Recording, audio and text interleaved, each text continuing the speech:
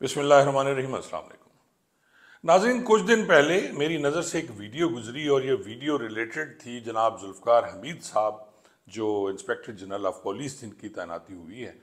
और वीडियो में वो एक दरबार से खिताब कर रहे हैं। ये महकमा पुलिस में दरबार होता है जिसमें आईजी साहब या बड़े जो सीनियर हमारे अफसरान होते हैं वो आके बैठते हैं और फिर उनके सामने पेश हो के जो भी, चाहे कांस्टेबल से लेके एसपी रैंक तक या जो अफसरान हैं वो खड़े होके या बैठ के अपनी उन्हें बता सकते हैं अपने प्रॉब्लम्स, और उस पर फौरी तौर पर फिर अमल दरामद होता है और आईजी साहबान या डीएजी साहबान उस पर फौरी ऑर्डर्स करते हैं। ये मोस्टली आईजी साहब के दरबार होते हैं, निचली स्टाफ पे इतना नहीं होता।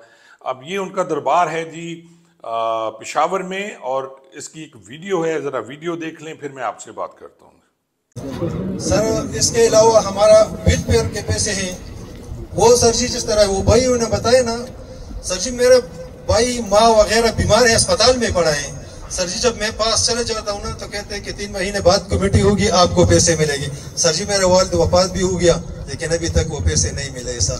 क्यों सर जी? वो कहते हैं कि 3 महीने बाद आपको मिलेगी, 3 महीने बाद कमेटी होगी सर। नहीं नहीं, ये तो बात नहीं चाहिए, ये तो साथ साथ होना चाहिए।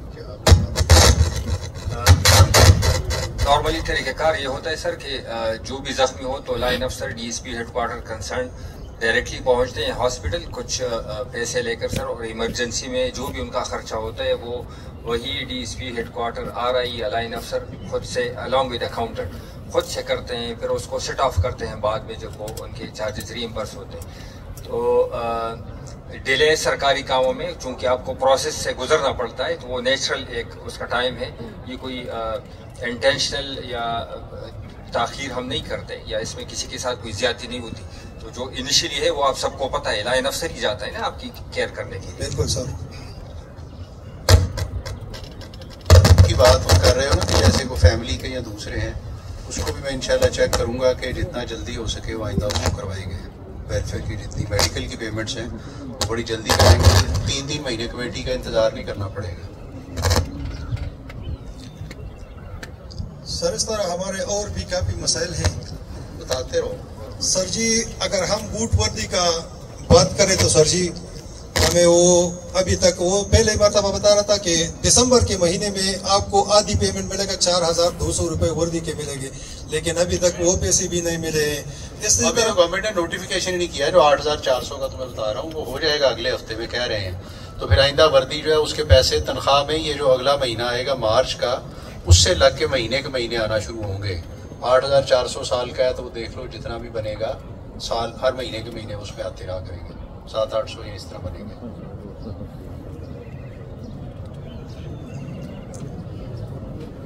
सर जी अगर आप साहिबान थोड़ा सा हेल्प कर लें तो इंशाल्लाह मैं उम्मीद रखता हूँ कि खैबर पुख्तनख्वा पुलिस के जितने भी मसाइल है 25 तारीख पे ऑलरेडी हमारा केस भी हाई कोर्ट में है। हाई कोर्ट ने फाइनेंस सेक्रेटरी को बजाते खुद तलब किया दीक्षा साहब ने जी, वो 2 दफा उसने केस किया। वो कहते हैं कि फाइनेंस सेक्रेटरी को बुलाओ, लेकिन वो उसी टाइम नहीं है।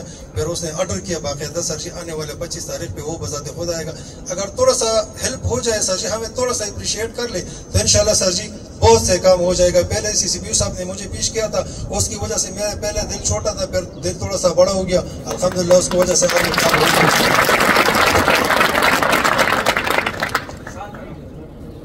6 अरब रुपए है सर। 6-7 अरब तो तुम ऐसे कह रहे हो जैसे दरबार ही पड़े हुए। सर जी सब रिकॉर्ड आपके सामने पेश किए हैं सर जी, वो रिकॉर्ड दे दिए। अगर आपने थोड़ा सा हेल्प किया सर जी इंशाल्लाह पूरा मसला हल हो जाएगा। पूरी हेल्प करेंगे। मेरी भी यही ख्वाहिश है कि खैबर पख्तूनख्वा पुलिस की तनख्वाह जो है वो बाकी सूबों से अच्छी हो, उनसे कम ना हो, उनके बराबर भी ना, उनसे बेहतर हो। बिल्कुल सर। ना उसके लिए इंशाल्लाह कुछ हो भी जाएगा, उसमें फिक्र ना करो जी। बहुत शुक्रिया सर। जी नाजरीन, आपने वीडियो देखी। इसमें पहली दफ़ा पेशावर की वीडियो मेरी नज़र के सामने आई है इस तरह, जब से जुल्फ़िकार हमीद साहब वहाँ आईजी लगे हैं, और जाते ही इन्होंने ये फिर दरबार मुनक्किद किया। उसमें एक जवान पेश होकर कह रहा है कि सर मेरा भाई या वो जब ज़ख्मी हुए तो 3 महीने तक उनको कोई इमदाद नहीं दी गई। और जिस पे फिर पूछा आईजी साहब ने साथ सीसीपीओ बैठे हुए हैं, उनसे पूछा कि भाई ये क्या मसला है, तो उन्होंने कहा जी कि ये हमारी तो जनाब होता है इस तरह के, जो ही कुछ ज़ख्मी होता है मुलाजिम तो फौरी तौर पे जो लाइन अफसर हैं, जो वहाँ रिज़र्व इंस्पेक्टर होते हैं, RI उसे कहते हैं, वो DSP हेडक्वार्टर्स, ये वहाँ जाते हैं और जाके उन्हें इमदाद देते हैं और अकाउंटेंट भी साथ जाता है। तो इस पर फिर आईजी साहब ने हुक्म फरमाया कि नहीं जी, ये नहीं है कोई तरीका कि अगर कोई ज़ख्मी होता है तो फौरी तौर पर उसे पैसे देने चाहिए। नाज़रीन, पंजाब में फिर भी हालात कुछ बेहतर हैं, लेकिन जो सरहद है हमारा सूबा KP खैबर पख्तूनख्वा भी जिसे कहते हैं, वो इस वक्त आलम जंग में है जी। और आप देखें कि रोज़ाना वहाँ शहादतें हो रही हैं, पुलिस मुलाजमीन शहीद हो रहे हैं और वहाँ हालात बहुत ख़राब हैं। नाज़रीन, मैंने एक पाकिस्तान पुलिस क्लब के नाम से एक ग्रुप भी बनाया हुआ है, ये हमारा व्हाट्सएप ग्रुप है जिसमें पूरे पाकिस्तान के मुलाजमीन हैं, जिसमें कांस्टेबल से लेके SP रैंक तक के मुलाजमीन रिटायर्ड और हाजिर सर्विस हैं, जिससे जो हमें बताते रहते हैं अपने अपने प्रॉब्लम्स सूबों के, और उस पर फिर हम बैठ के डिस्कस भी करते हैं। और अगर दूसरे सूबे का कोई पुलिस ऑफिसर पंजाब में आता है तो हम उसकी ये हेल्प भी करते हैं कि उसको जहाँ उसने रेड करना है या कुछ ऐसी बात है तो वहाँ जाके वो कर सके। नाज़रीन, बात हो रही है जुल्फ़कार हमीद साहब की। बड़ी खुशी हुई मुझे उनकी तैनाती पे, हालांकि कुछ लोगों ने इसे सियासी बनाने की कोशिश भी की कि जी उनकी सियासी पोस्टिंग है, लेकिन मैं जुल्फ़कार हमीद साहब को बहुत अच्छी तरह जानता हूँ और मैं जानता हूँ जी उन्हें 2016 से जब मेरी पोस्टिंग होती है जी बखर में मेरी पोस्टिंग होती है और वहाँ RPO सरगोदा जो थे उस वक्त जुल्फ़कार हमीद साहब थे। खालिद मसूद साहब वहाँ DPO थे और खालिद मसूद साहब ने मेरी वहाँ पोस्टिंग कराई थी। और मुझे आज भी याद है कि जब जुल्फ़कार हमीद साहब की मीटिंग होती थी तो हम लोग 2-2 दिन हम तैयारी करते थे कि यार कोई उनसे छुप के कोई नहीं रह सकता, कोई ना कोई पॉइंट उन्होंने पकड़ लेना था और आप लाख चाहते हुए भी उनके सामने झूठ नहीं बोल सकते थे। और अगर आप सच बोल के उनसे जान छुड़ा लें, अगर आपको लगता है कि कोई पुलिस वाला चाहे DPO है, चाहे DSP है, चाहे SP है, तो झूठ बोल के उनसे जान छुड़ा लेगा तो वो बहुत मुश्किल होता है। जुल्फ़कार हमीद साहब की खूबी ये भी थी कि तमाम 15 की कॉल जो हैं, जितनी 15 की कॉल्स होती थी वो RPO ऑफिस में जाती थी, और अगर उस 15 की कॉल पे आपने मुकदमा दर्ज नहीं किया और ख़ास तौर पे मुकदमा जो है वो क्राइम अगेंस्ट प्रॉपर्टी है, यानी डकैती, चोरी या इस टाइप का कोई मुकदमा है, तो फिर आपकी जान नहीं बच सकती, फिर उसे सज़ा SHO को भी मिलती थी और DSP बेचारा भी लाइन में SHO के साथ खड़ा होता था। मैं भी 2-3 दफ़ा इसी तरह पेश हो चुका हूँ। जुल्फ़कार हमीद साहब को मैं महकमा पुलिस का शाहजहाँ भी कह सकता हूँ। अब खुशामद कुछ ज़्यादा हो जाएगी इससे, हालांकि मैं करता नहीं हूँ, लेकिन जो सच बात है वो आपको बतानी चाहिए। 2016 में जब मेरी पोस्टिंग होती है, मैंने पहले अर्ज़ किया बखर में, फिर वहाँ से मेरी रिवर्शन हो गई क्योंकि एक आउट ऑफ टर्न प्रमोशन थी मेरी, जो हमने कोई टेररिस्ट पकड़े थे उस पर फिर ये महकमे ने सारा रिवर्स कर दिया, तो मैं फिर DSP से सब इंस्पेक्टर हो गया। ये मैं पहले भी एक व्लॉग में बता चुका हूँ। और रिवर्शन के बाद फिर हम हवाओं में घूम रहे थे, मैं नहीं पता था हमारा रैंक क्या है, लेकिन खैर अल्लाह ने फिर मेहरबानी की और मैं दोबारा DSP प्रमोट हुआ।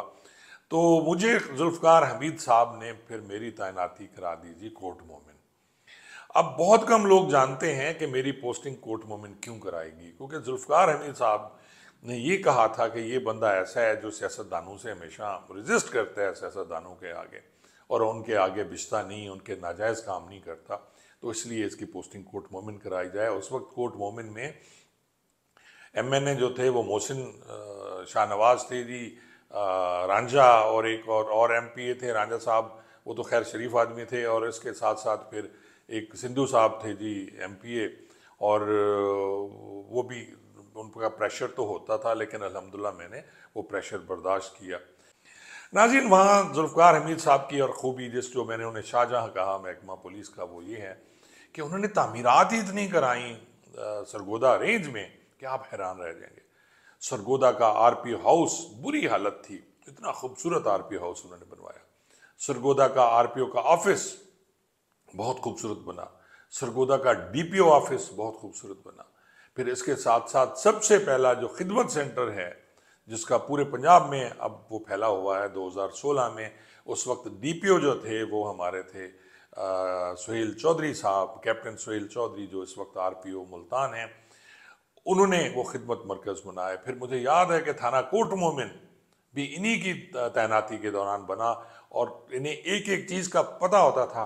मुझे याद है मैंने एक रिपोर्ट बना के भेज दी कि जी ठेकेदार ने ईंटें जो हैं 2 नंबर लगाई हैं, तो उन्होंने कहा जी ठेकेदार के खिलाफ पर्चा दे दो अगर इस टाइप का काम हो रहा है। यानी तामीर पे उनको इतना अबूर था कि वो आए और उन्होंने आके देखा कि प्लस्तर, ये मैं RPO साहब की बात बता रहा हूँ, कि प्लस्तर सही नहीं हुआ और रेत शायद ज़्यादा इस्तेमाल हुई, उस बात का मुझे भी नहीं पता था, लेकिन उन्हें एक एक चीज़ का पता था। फिर थाना, एक और थाना उसका इफ्तिताह किया, फिर खिदमत सेंटर जो बना कोट मोमिन में जी, और वहाँ ये लाइसेंस और बाकी चीज़ें जो हैं, करैक्टर सर्टिफिकेट हो गया और इस टाइप की जो चीज़ें वहाँ बनना शुरू हो गई, वो सबसे पहला खिदमत मरकज़ मुझे याद है कि उन्होंने बनाया। मैं आज का मेरा व्लॉग बनाने का मकसद सिर्फ ये था कि बहुत से लोग ये कहते हैं कि उनकी सियासी पोस्टिंग है तो उनकी तैनाती हुकूमत ने करनी है, मैं पहले अर्ज़ कर चुका हूँ, लेकिन अगर किसी को शक शुबा है तो वो सियासतदानों की नहीं मानते।